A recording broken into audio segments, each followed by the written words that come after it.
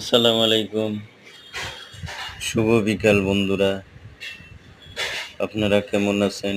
আশা করি ভালো আছেন।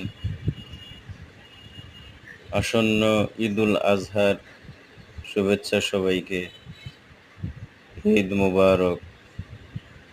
আপনারা ভিডিওতে দেখতে পাচ্ছেন বিশাল আকৃতির একটি পুকুর, ইহা আদমজীর ভিতরে।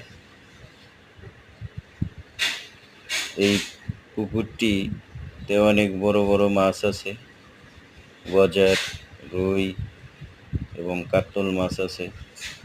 মাছগুলো যখন ভেসে ওঠে তখন দর্শনার্থীরা এই মাছগুলো তামাশা দেখে। তাছাড়া এই পুকুরটির চারিদিকে সুপরিসর রাস্তা আছে এবং গাছপালা লাগানো।